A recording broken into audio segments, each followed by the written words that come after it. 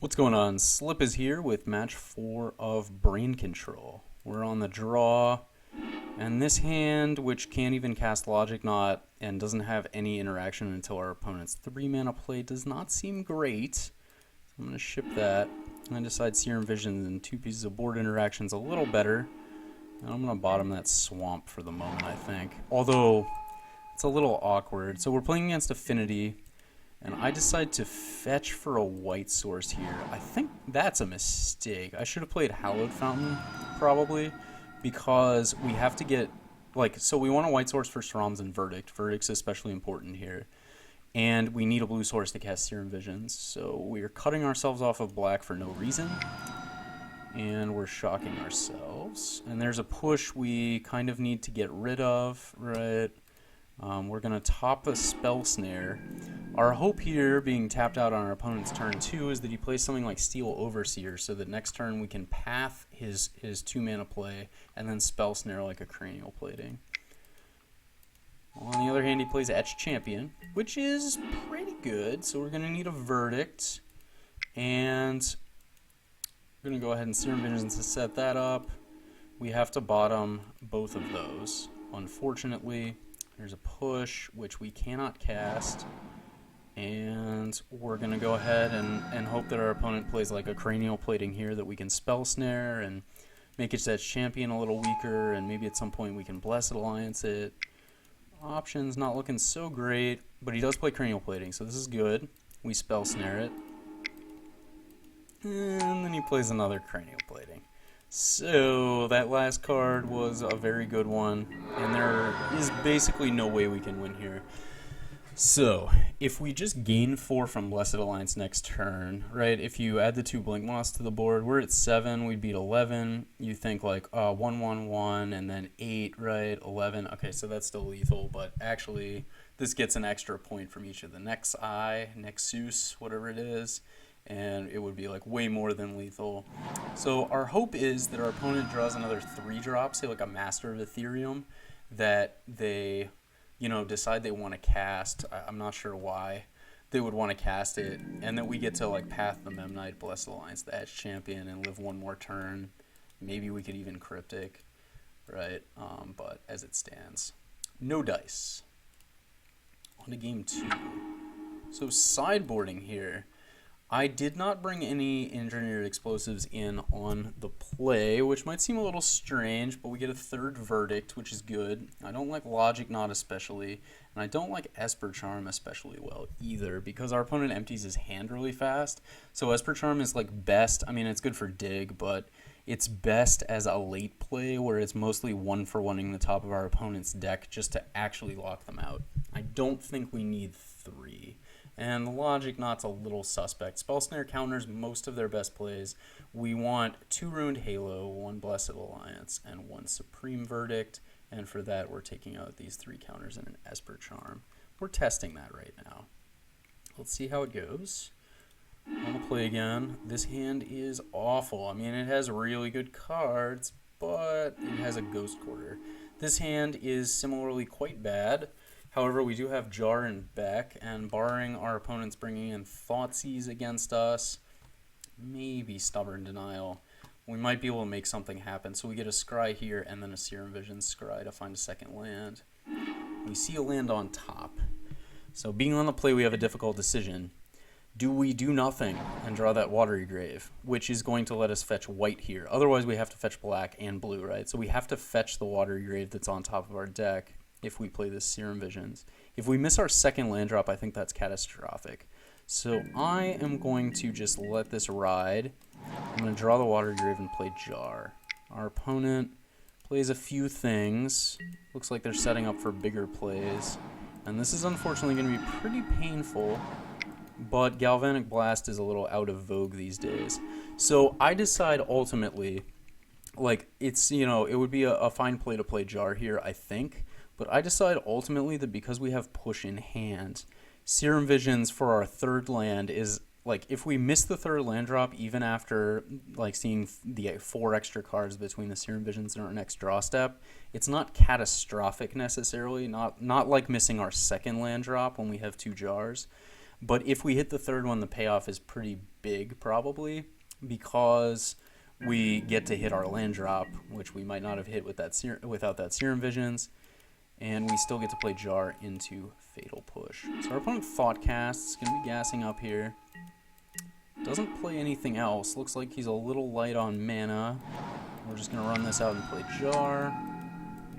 Looking to dodge like Thoughtseize maybe. Definitely looking to dodge Etched Champion. And our opponent plays a Ravager, so that's not bad. Our opponent plays a second Ravager. That's worse, I guess. But he can't kill us here since we can push his only attacker, so that's fine. We get to tick this up.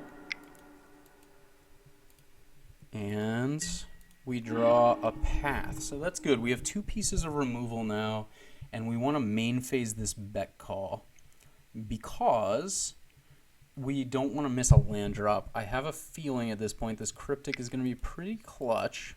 So since the 2 remaining lands we have can cast these removal spells, I think we're in good shape to go ahead and do this. Blessed Alliance is a fine draw. We can go ahead and afford to play Colonnade here. I'm not expecting like Whip Flare. We could probably manipulate our way through a Whip Flare with Path and Push, but even so. So let's see what our opponent does. Plays a Memnite. 2 cards left. Cranial Plating. We can't counter that. Fortunately, we have a lot of blockers. Equips Cranial Plating to an Ornithopter and plays another Ravager. So this is good. Our opponent's empty-handed again, but has a pretty strong board.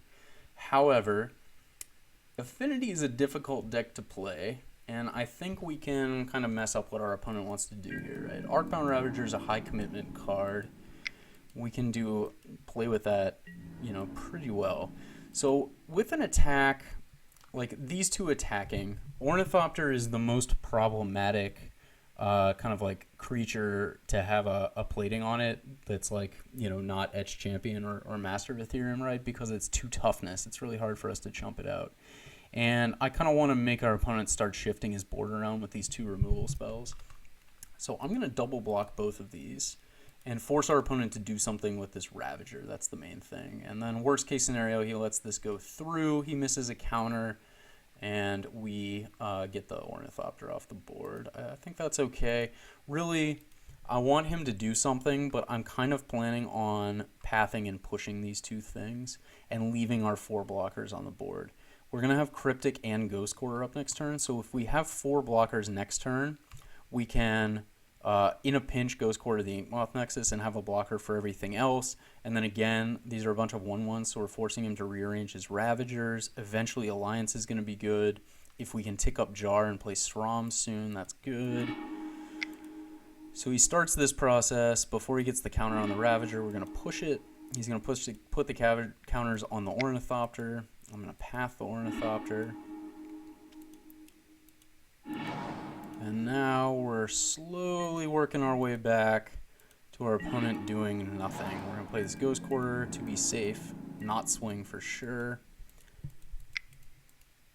Opponent plays Steel Overseer. We have to counter this because this just absolutely ruins our ability to chump. A second Sroms is fine. Notice that Affinity, known for flyers, does not have any flyers out. Disadvantage of Arcbound Ravager. Opponent's going to put a plating on a Ravager, and he's going to swing with just 2. So this is good for us. Opponent's empty-handed. That means we definitely get to play Sroms this turn. And I'm just going to go ahead and double block both of these, and he can kill all our birds. Right? So the way he kills all our birds is by letting this die and putting an extra counter on this.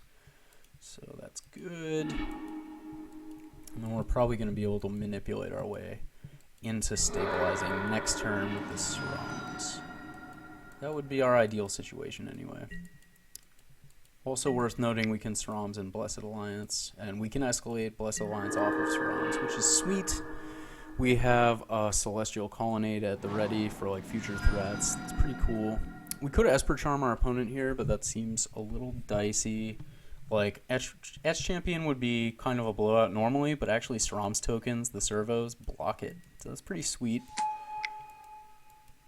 Opponent plays Darksteel Citadel, equips some stuff, goes ahead and swings. And we're going to Srams into Esper Charm to draw 2. We draw a double path. Any piece of removal would have been pretty good here. But as it stands, probably Blessed Alliance would have done the trick anyway. So what we want to do is block these 2 Memnites. He's probably going to sack them to get extra value on the Ravager. And once he does that, like, we could Ghost Quarter the Inkmoth Nexus and then Blessed Alliance the Ravager. And our business would be finished here. But instead we can just path. We're going to path this Ravager. He's going to move the counters to the Nexus. We're going to Ghost Quarter the Nexus. We're keeping this Blessed Alliance around for an Etched Champion, I guess. And our opponent scoops. Alright, on to game 3. Tried something slightly different, I believe, here on the sideboarding. I brought in 1 Esper Charm, and I took out 1 Snapcaster. 1 Engineered Explosives, and I took out 1 Snapcaster Mage. So I decided I'd give Engineered Explosives another shot. We can get by leaning on Supreme Verdict usually in this matchup, but even so. This hand is fine. We have a Ruined Halo to answer Etched Champion. We have a Serum Visions. We have a Spell Snare, which is particularly good on the draw. And our opponent mulligan to 6, so that's something. Not that we're hoping for mulligans.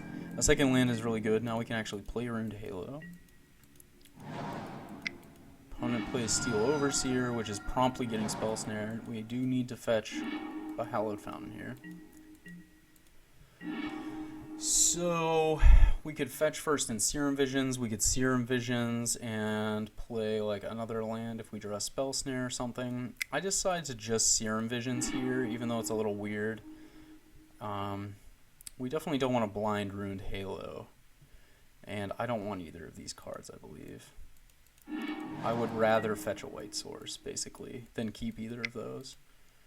Opponent plays Cranial Plating. It's not great. Drawing more lands, also not great. Opponent seems to be on the big threats business. There's a Memnite, not such a big threat. Opponent plays a Blinkmoth Nexus, so there's another one, and an Etched Champion. Okay, so that's something.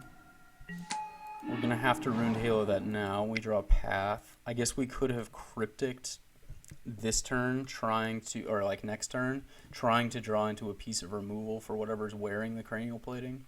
Could have definitely done that, but we don't have to. So we're going to Ruined Halo here, and then hopefully we're going to be able to path something off a Godless Shrine. The only issue is our opponent's going to have 2 colored sources. However, our opponent plays a Springleaf Drum. Now watch what happens here. So, plays a second land, activates Nexus, and attaches Cranial Plating, not in that order. If our opponent hadn't played this drum, they would, yes, lose a point of damage off of the Cranial Plating. However, they would also be able to move it at instant speed because they would still have Glimmer Void up, say. Right, so they could use Glimmer Void and tap the Etched Champion to move the plating. So this is a really big mistake, in my opinion, on our opponent's part. And we're going to go ahead and path this Memnite.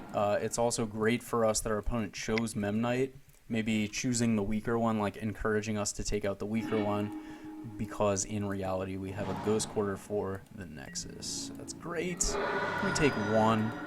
We're going to play Ghost Quarter here and hold up Cryptic.